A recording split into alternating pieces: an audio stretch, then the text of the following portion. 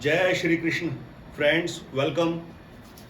आज की video specially उनके लिए है जिनका कोई सोर्स ऑफ इनकम नहीं है, जॉब सर्च कर रहे हैं, स्ट्रगल में हैं, उनके लिए स्पेशली ये वीडियो है। अगर आप ये वीडियो देख लेंगे, मेरे को पूरा विश्वास है 30 दिन से 45 दिन के बीच में आपको कोई ना कोई जॉब ऑफर परमात्मा की कृपा से मिल जाएगा, मिलना चाहिए। इन बातों को फॉलो कर लें। कुछ बेसिक चीज़ें मैं आपको क्लियर कर दूं। जैसे मैं कहता हूं, जैम स्टोन पहनना इतना इंपॉर्टेंट नहीं है, उससे पहले काउंसलिंग बहुत ज़रूरी है ताकि आपको उसकी इंपॉर्टेंस पता लग जाए। जैम स्टोन को पहनकर आपको क्या फ़ायदा होगा, क्या फ़ायदा नहीं होगा। तो जिनको जॉब चाहिए वो इस बात को ध्यान से समझे। बच्चा 12th पास करके बाहर निकलता है। अब जिनके फैमिली बैकग्राउंड में फाइनेंशियल बैकअप है वो बच्चे तो अब्रॉड चले जाते हैं। अब्रॉड जाकर अगर सेटल हो जाते हैं पढ़ लिख कर तो भी ठीक है, नहीं भी होते तब भी उनको कोई चिंता नहीं, क्योंकि फाइनेंशियल बैकअप है, उनके पेरेंट्स उनको कुछ और काम करवा देंगे। लेकिन जिन बच्चों के पास कोई फाइनेंशियल बैकअप नहीं है, उनको खुद अपने लेवल पर अपॉर्चुनिटी सर्च करनी पड़ती है। और तब जाके डिफ़िकल्टी ज़्यादा आती है जब बच्चा पढ़ने में तेज नहीं होता और उसके पास कोई स्किल भी नहीं होती। ध्यान देना, हमारी देश की जो आबादी है 150 करोड़ की आबादी है। बहुत ज़्यादा बड़ी जनसंख्या ऐसी होती है बच्चों की जो पढ़ने लिखने में तेज नहीं होते, बच्चे ज़्यादा दिमागी नहीं होते और उनके पास कोई खास स्किल भी नहीं होती। तो ऐसे में बहुत बड़ा स्ट्रगल खड़ा हो जाता है बच्चे के लिए। ऐसे में बच्चे को एक प्रॉपर काउंसलिंग चाहिए, समझाने का एक तरीका चाहिए माँ बाप को कि बच्चे को एक सही दिशा की तरफ वो उसे मोड़े। क्यों? सोशल मीडिया के ऊपर ग्लैमरस लाइफ, लग्जूरियस लाइफ को देख देख कर सपने तो होते हैं कि हम बड़ी ऐश्वर्य युक्त कंफर्टेबल ज़िंदगी जिए, इंजॉयबल लाइफ जिए, पर सोर्स ऑफ इनकम कोई होता नहीं है। तो इन दोनों चीज़ों के क्लैश में ना बच्चा कोई भी रास्ता ढूंढ नहीं पाता। तो ये वीडियो उनके लिए है जो जॉब सर्च कर रहे हैं और स्पेशली उनके लिए जो प्राइवेट सेक्टर में जॉब सर्च कर रहे हैं। देखिए, जिसके पास कोई फाइनेंशियल बैकअप नहीं, उसके पास दो ऑप्शन है। या तो वो गवर्नमेंट एग्जाम की तैयारी करे जो टाइम कंज्यूमिंग है, रिलायबल है, पूरा सिक्योर है और बहुत ही लॉन्ग टर्म के लिए सिक्योर है गवर्नमेंट जॉब।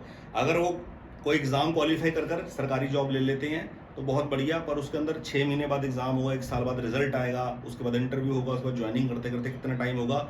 बाकी रिजर्वेशन सिस्टम होता है, उसके अंदर आप आते हो नहीं आते हो, नंबर आएगा नहीं आएगा, अनसर्टेनिटी बनी रहती है। आदमी उसको साइड बाय साइड ट्राई कर सकता है, लेकिन अपना खर्चा निकालने के लिए, मंथली एक्सपेंस निकालने के लिए, अपनी लाइबिलिटीज़ को निभाने के लिए प्राइवेट जॉब करनी ही पड़ेगी। किसी आदमी की स्टेबिलिटी नहीं बन रही है, वो इस वीडियो को देख ले, उसको जरूर 30 दिन से 45 दिन के अंदर जॉब मिलेगी। देखिए, सबसे पहले चूज कर लीजिए फील्ड एरिया। पहले आप ये देख लीजिए मुझे किस फील्ड के अंदर जॉब करनी है। क्या मैं सेल्स एंड मार्केटिंग कर सकता हूँ? सेल्स एंड मार्केटिंग की जॉब सबसे ज़्यादा आदमी को ऑफर होती है। मार्केट के अंदर हर आदमी अपना प्रोडक्ट बेचना चाहता है, हर आदमी अपनी सर्विसेज बेचना चाहता है। तो सेल्स एंड मार्केटिंग की जॉब जो होती है वो बहुत ही ज़्यादा आदमी को थकाने वाली होती है, थकाने वाली, बहुत ज़्यादा मेहनत मांगती है, ज़रूरत से ज़्यादा कन्विंस करना पड़ता है सामने वाले को। सेल्स एंड मार्केटिंग की जॉब बड़ी ईजिली अवेलेबल होती है। अगर आप एजुकेशन सेक्टर में जाना चाहते हैं तो एजुकेशन को चूज़ कीजिए, किसी प्रोडक्शन यूनिट में जाना चाहते हैं प्रोडक्शन यूनिट को चूज़ कीजिए। ये आपको जॉब लेने से पहले पता नहीं होगा कि किस सेक्टर के अंदर काम करने से कितना टाइम कंज्यूम होता है, सैलरी कितनी मिलती है, सिर्फ ये तो पता लगेगा, लेकिन आपको अपनी पर्सनल जिंदगी कितना समय वहाँ डिवोट करना पड़ेगा वो कर कर ही आपको पता लगेगा। किसी प्रोडक्शन यूनिट के अंदर अगर आप काम करते हैं तो प्रोडक्शन यूनिट के अंदर काम चलता है 24 घंटे, वहाँ पर कभी भी आदमी की ज़रूरत पड़ जाती है, वहाँ पर टाइम कंजम्पशन आदमी की ज़्यादा रहती है। तो किस सेक्टर में आपने जाना है? टूर एंड ट्रैवल में जाना है, टूरिज्म में जाना है, एविएशन में जाना है, एजुकेशन सेक्टर में जाना है, प्रोडक्शन में जाना है, किसी भी तरीके की प्रोडक्शन होती है। सबसे पहले फील्ड एरिया चूज करें, कौन से फील्ड एरिया को आपने करना है, ठीक है। और दूसरा टेरिटरी।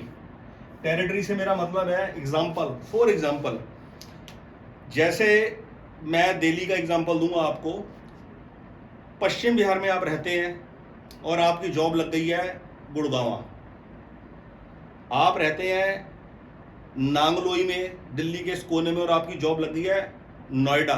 तो आप देख लीजिए कि 2 घंटे आपको सिर्फ जाने में लगेंगे, 2 घंटे आने में लगेंगे। तो 8 घंटे की ड्यूटी वहाँ करनी है और 4 घंटे आपके लगेंगे आने और जाने के अंदर। पैदल चलना है, बस पकड़नी है, फिर मेट्रो पकड़नी है, फिर उतर के फिर पैदल जाना ऑफिस। एक एक मिनट की मैटर करता है जॉब पे पहुँचने के लिए।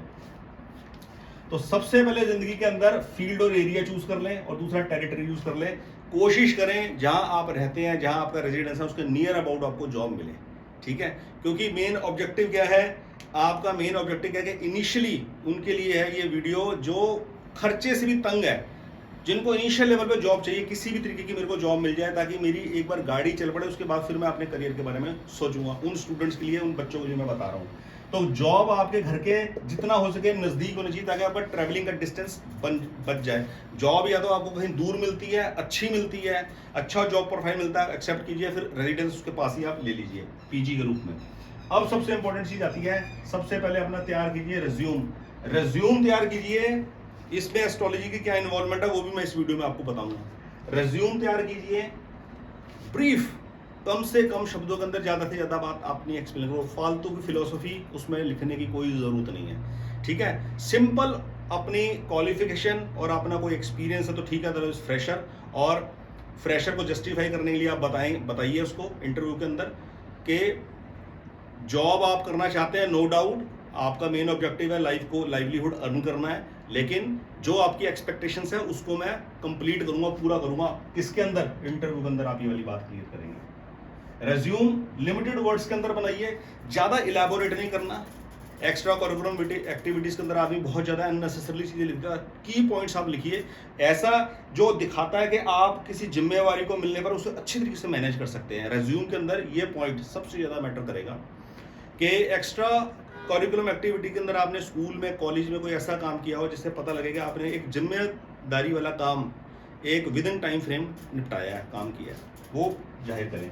और इंटरव्यू के अंदर सबसे की पॉइंट क्या है इस वीडियो के अंदर जो मैं आपको बताने जा रहा हूँ, इंटरव्यू के अंदर आपने ये जस्टिफाई करना है कि जिस पोस्ट की वैकेंसी फ्लोट हुई है और आप इंटरव्यू देने गए हैं उस पोस्ट के लिए, आपने अपना इंटरेस्ट लेवल, अपना डेडिकेशन ये शो करना है कि आप इस जिम्मेवारी को निभाने के लिए पूरे कॉन्फिडेंट हो और पूरा अपने आप को डिजर्विंग मानते हो।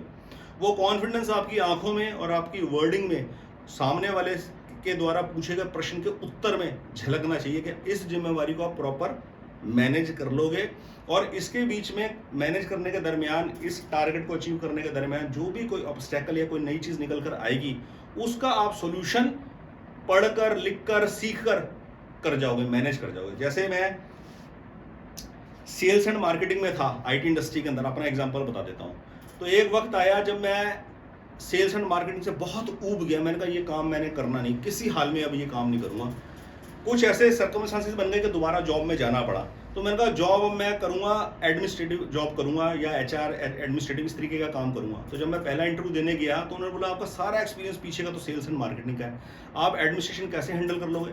मैंने उनको एग्जाम्पल देके समझा दिया। मैंने कहा आप 1 मंथ का मुझे टाइम दीजिए और आप जो मर्जी चाहे मुझे रिस्पॉन्सिबिलिटीज़ दीजिए, आप 30 दिन में देख लीजिए कि मैं उस काम को कैसे मैनेज करता हूँ। मेरे मैनेज करने के तरीके से आपको पता लग जाएगा। एक यूनिवर्सिटी के अंदर मेरे को जॉब लेनी थी और एडमिनिस्ट्रेशन हैंडल करना था, एचआर हैंडल करना था, ट्रांसपोर्टेशन डिपार्टमेंट हैंडल करना, तीनों चीज़ें एक ही आदमी ने हैंडल करनी थी। मुझे उस वक्त मेरी एक्सेल के ऊपर इतनी कमांड नहीं थी। वर्ड में तो मेरे को, वर्ड और पावर पॉइंट में तो मेरी कमांड थी, पर एक्सेल में मुझे डेटा को मैनेज करना नहीं आता था। वहाँ जाकर इस रिस्पॉन्सिबिलिटी के साथ मैं एक्सेल के डेटा मैनेज करना सीख गया।